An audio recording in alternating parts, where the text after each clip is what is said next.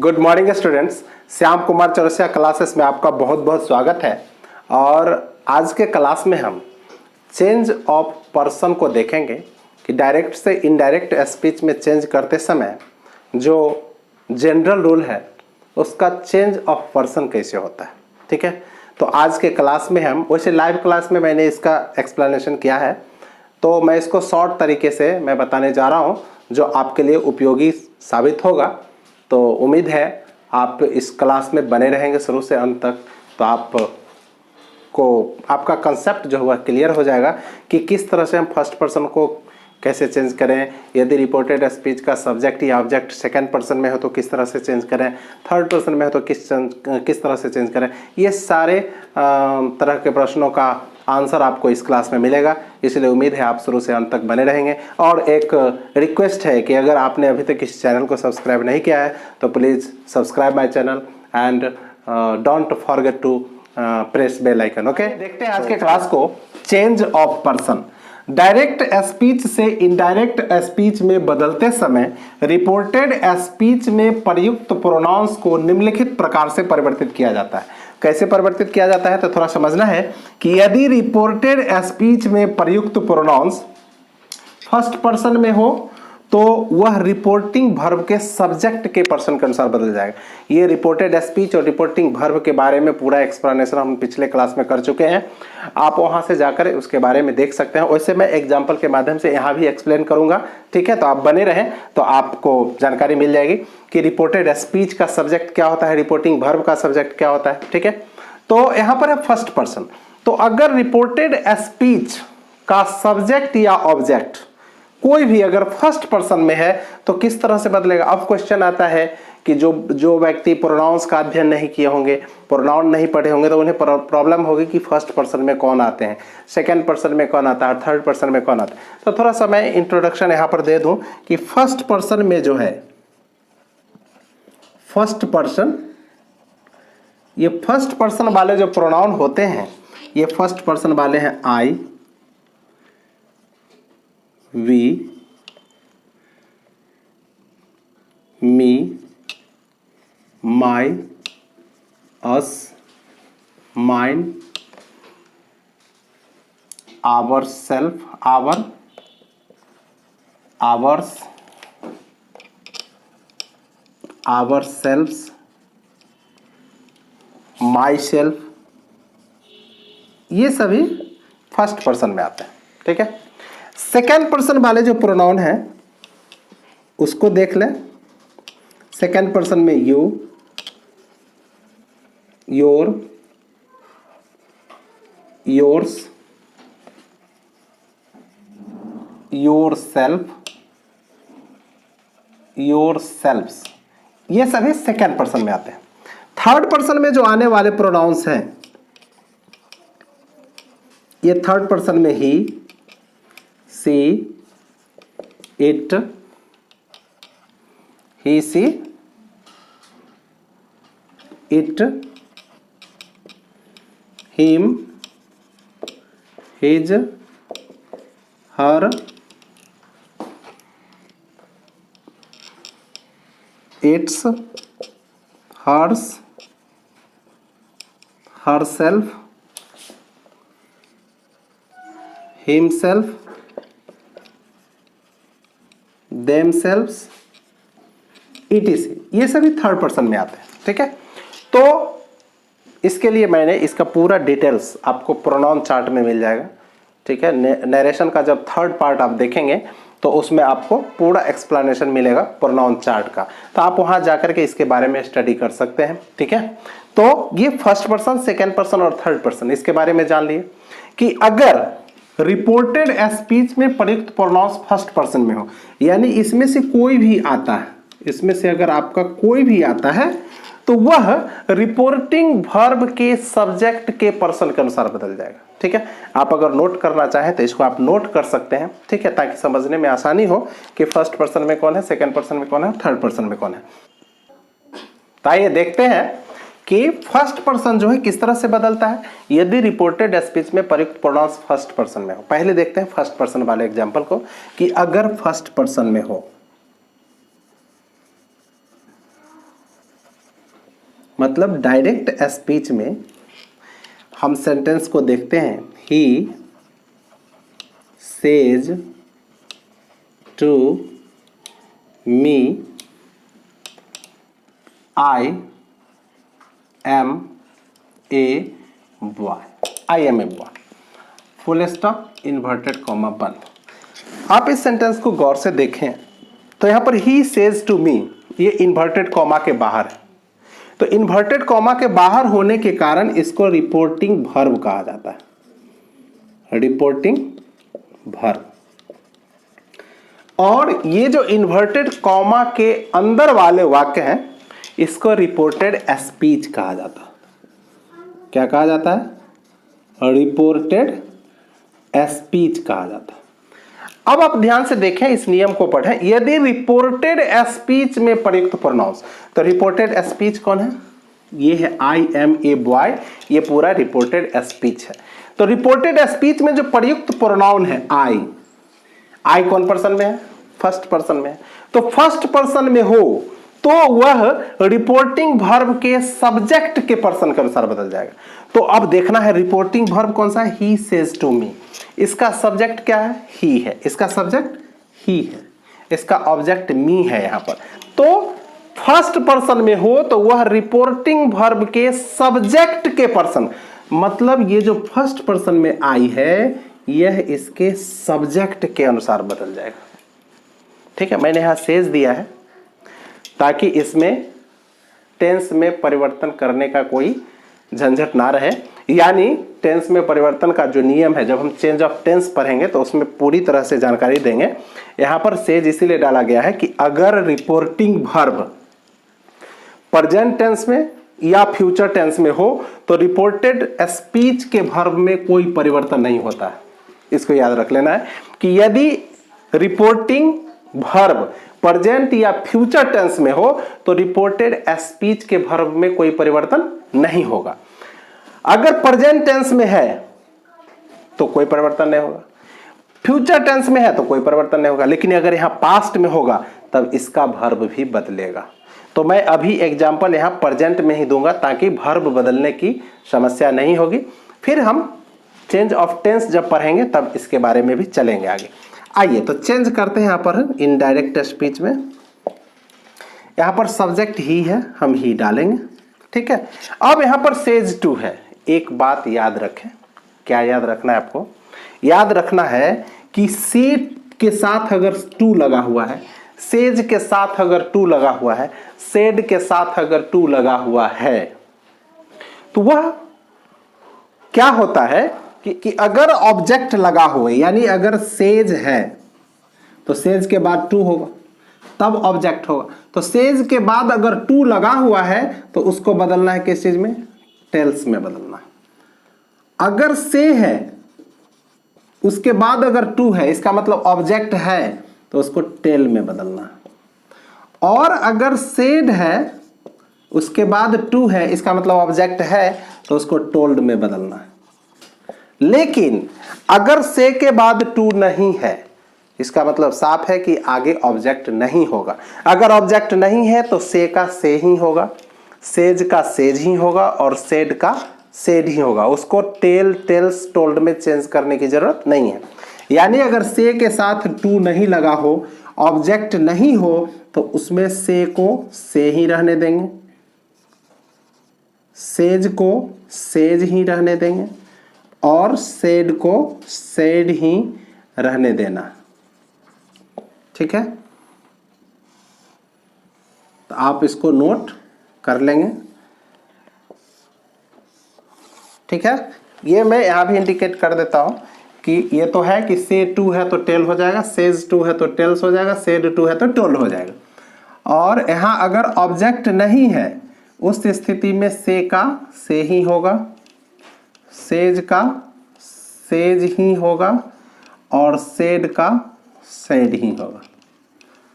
ठीक है, तो कोई दिक्कत नहीं होनी चाहिए। ठीक है, तो आइए अब इसको हम देखते हैं, चेंज करते हैं।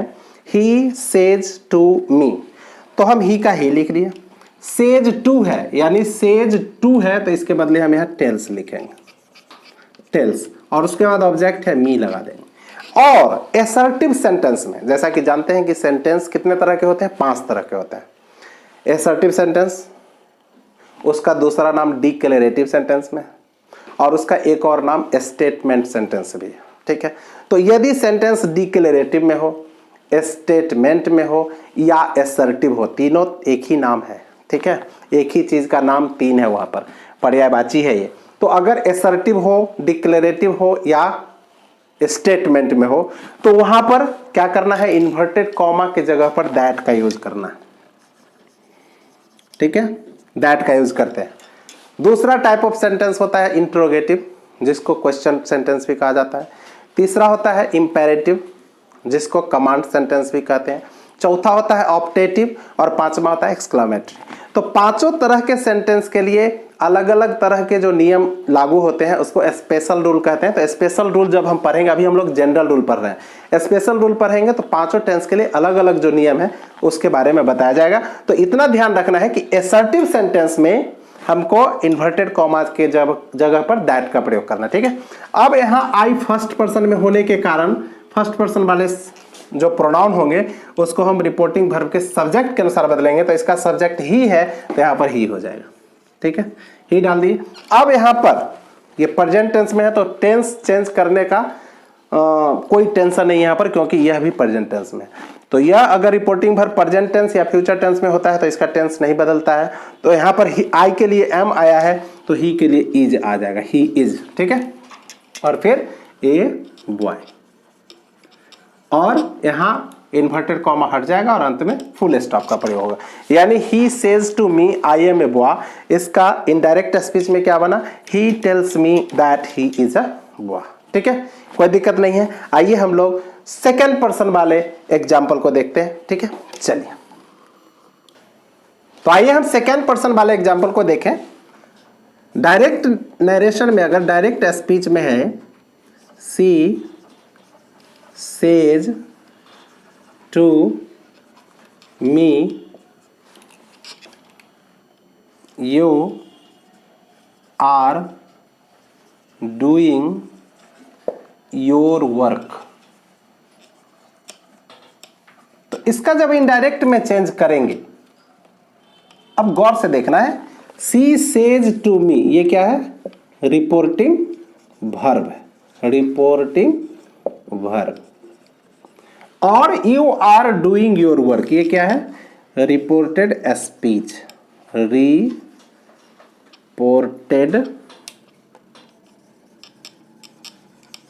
स्पीच।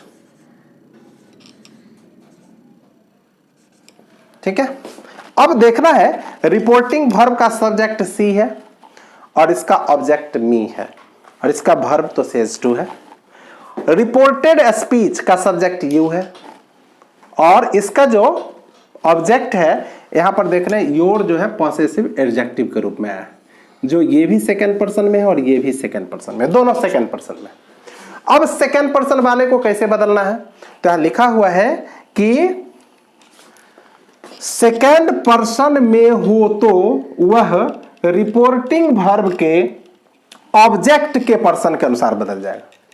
सेकंड पर्सन में हो तो रिपोर्टिंग वर्ब के ऑब्जेक्ट के पर्सन, अभी सेकंड पर्सन में है और इसका ऑब्जेक्ट यहां पर मी है, तो यू को हमें मी के अनुसार बदल देना है। यहां जो योर है इसको भी मी के अनुसार बदल देना है, लेकिन केस नहीं बदलेगा। केस यहां पर यू जो है नॉमिनेटिव केस में है। ठीक है, एक कोई किस नाम से कमेंट आया था याद नहीं आ रहा है, उसमें था कि सर नॉमिनेटिव केस क्या होता है। नॉमिनेटिव केस को समझे, कर्ता कारक को नॉमिनेटिव केस कहा जाता है। नॉमिनेटिव केस का हिंदी होता है कर्ता कारक, यानी सब्जेक्ट। जो नाउन या प्रोनाउन किसी वाक्य में किसी काम को करने वाला होता है उसको नॉमिनेटिव केस कहते हैं। ठीक है, तो यहां पर ये nominative you are doing your work, इसमें नॉमिनेटिव केस में कौन है, यू है।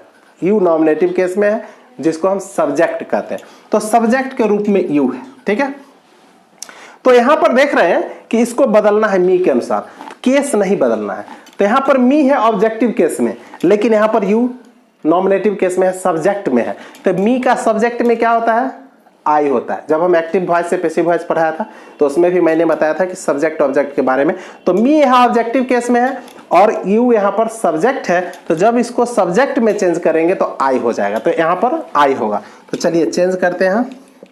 सबसे पहले हम सी लिखेंगे और ऑब्जेक्ट लगे होने के कारण सेज को किस चीज में चेंज करना है, सेज टू को चेंज करना है टेल्स में, तो आप यहाँ टेल्स लिखेंगे, सी टेल्स, ठीक है।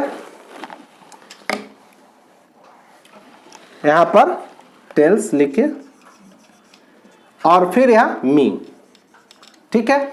और एसर्टिव सेंटेंस में है ये सेंटेंस, इसलिए इन्वर्टेड कॉमा के जगह पर क्या डालना है, दैट डालना है, तो यहां आप दैट डाल दें, ठीक है। That, she tells me that.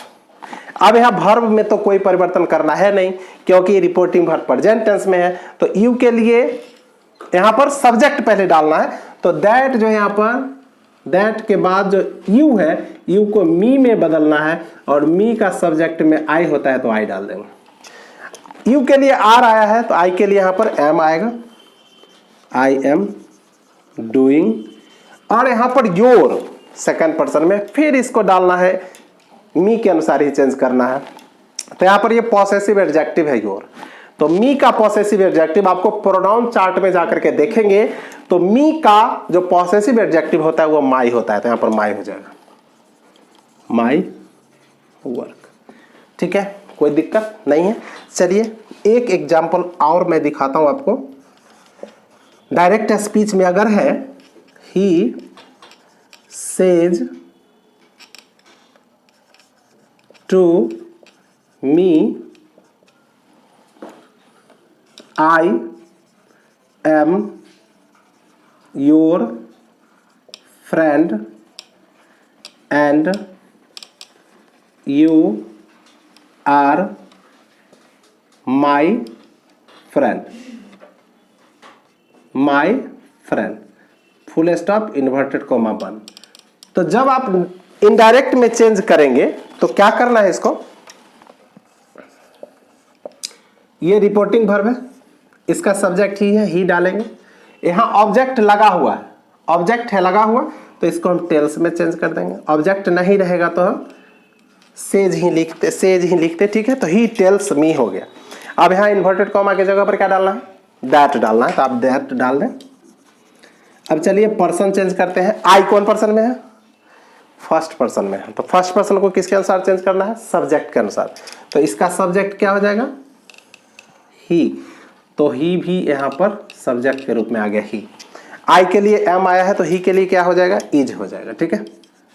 अब चलिए योर, योर जो कि किस पर्सन में है, सेकेंड पर्सन में है, तो सेकेंड पर्सन किसके अनुसार बदलेगा, सेकेंड पर्सन जो है वह ऑब्जेक्ट के अनुसार बदलेगा, तो आप इसको ऑब्जेक्ट के अनुसार बदल दें। ऑब्जेक्ट क्या है यहाँ पर, मी है, तो यहां पर योर क्या है, पॉसेसिव एडजेक्टिव है, तो मी का पॉसेसिव एडजेक्टिव यहां पर क्या होगा, माई हो जाएगा, फ्रेंड, ठीक है। एंड फिर यू यहां पर क्या है, सेकंड पर्सन में है, तो कैसे बदलेगा, सब्जेक्ट के अनुसार। लेकिन यहां पर सेकंड पर्सन में है तो ऑब्जेक्ट के अनुसार, तो यहां पर ऑब्जेक्ट में मी है और यू यहां पर नॉमिनेटिव केस के रूप में आया, सब्जेक्ट के रूप में, यू आर माई फ्रेंड, इसमें यू क्या है, सब्जेक्ट के रूप में, तो मी का फिर सब्जेक्ट में क्या हो जाएगा, आई हो जाएगा, और एम, और माई फिर किस पर्सन में है, माई आप गौर से देखें, इसको हम सेकेंड पर्सन का अनुसार बदलेंगे, और माई फिर फर्स्ट पर्सन में है, इसको किसके अनुसार बदलेंगे, सब्जेक्ट के अनुसार। सब्जेक्ट क्या है इसका, ही है, तो इसलिए हम यहां पर हिज डालेंगे, हिज फ्रेंड। समझने में उम्मीद है कि कोई दिक्कत नहीं हुई होगी, ठीक है। चलिए एक रूल और है, चलिए इसके बारे में देखते हैं। फर्स्ट, अब तो समझ गए कि फर्स्ट पर्सन बदला सब्जेक्ट के अनुसार, सेकंड पर्सन बदला ऑब्जेक्ट के अनुसार, थर्ड पर्सन में क्या करना है, यहां लिखा हुआ है, थर्ड पर्सन में हो तो कोई परिवर्तन नहीं होगा, थर्ड पर्सन में कोई भी परिवर्तन नहीं होगा, ठीक है। तो आइए हम थर्ड पर्सन वाले को, तो आइए थर्ड पर्सन वाले सेंटेंस को देखें।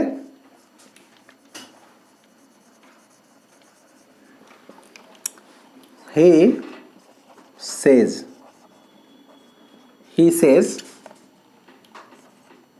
सी is a good girl. Change करते समय क्या करना है हमको, लिखेंगे ही, और यहां देख रहे हैं सेज है लगा हुआ, सेज, उसके बाद टू नहीं है, यानी यहां ऑब्जेक्ट भी नहीं है। तो ऑब्जेक्ट नहीं हो तो सेज का क्या लिखेंगे हम, सेज का सेज ही लिखेंगे। ऑब्जेक्ट हो तो इस रूल को फॉलो करेंगे, ऑब्जेक्ट नहीं हो, अगर रिपोर्टिंग वर्ब में ऑब्जेक्ट नहीं हो तो इस रूल को फॉलो करेंगे। यानी यहां ऑब्जेक्ट नहीं है तो सेज का हम सेज ही लिखेंगे, ही सेज। ठीक है, और यहां इन्वर्टेड कॉमा की जगह पर क्या डालते हैं, दैट, डाल दीजिए दैट। उसके बाद देखेंगे कि सी, रिपोर्टेड स्पीच का सब्जेक्ट सी है, और सी किस पर्सन में आता है, थर्ड पर्सन में आता है। तो यहां लिखा हुआ है कि यदि थर्ड पर्सन में हो तो कोई परिवर्तन नहीं होगा, थर्ड पर्सन में कोई परिवर्तन नहीं होगा। तो यहां सी का सी ही हो जाएगा, सी इज ए गुड गर्ल। तो अगर आपको पर्सन पर फुल कमांड है, first person, second person, third person को आप सही तरह से जानते हैं, केस पर अगर आपको फुल कमांड है तो आप आसानी से इसको चेंज कर सकते हैं। तो अब आपको चेंज ऑफ पर्सन में किसी भी तरह का कोई प्रॉब्लम नहीं होगा। ठीक है, चलिए अब एक शॉर्ट ट्रिक मैं बता देता हूं जिसके माध्यम से आप आसानी से उसको चेंज कर सकते हैं। हाँ, एक चीज और मैं बताना चाहूंगा कि यहां पर आपने देखा है कि सेकेंड पर्सन में हो तो ऑब्जेक्ट के पर्सन के अनुसार बदल जाएगा, लेकिन कभी कभी क्या होता है कि रिपोर्टेड स्पीच में जो प्रोनाउंस है वह सेकेंड पर्सन में तो है, लेकिन रिपोर्टिंग वर्ब में ऑब्जेक्ट है ही नहीं। एग्जांपल देखा, डायरेक्ट स्पीच में अगर लिखा है he says you are not doing your work. अब देखा जाए इस सेंटेंस को तो यहां पर रिपोर्टेड स्पीच में जो सब्जेक्ट आए हैं यू है, जो कि सेकेंड पर्सन में है, इसको बदलना है रिपोर्टिंग वर्ब के ऑब्जेक्ट के अनुसार, लेकिन रिपोर्टिंग वर्ब में कोई ऑब्जेक्ट है ही नहीं।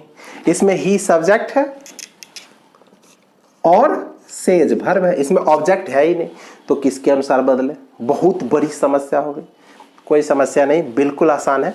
आप क्या करें, इसमें कोई सुटेबल ऑब्जेक्ट जोड़ दें अपने तरफ से, सेकेंड पर्सन को छोड़ करके आप यहां या तो फर्स्ट पर्सन या थर्ड पर्सन, कोई भी ऑब्जेक्ट आप सुटेबल ऑब्जेक्ट सेंटेंस के मीनिंग के आधार पर आप इसमें जोड़ सकते हैं, जोड़ दें और आप उसके आधार पर चेंज कर दें। चलिए आइए चेंज करते हैं।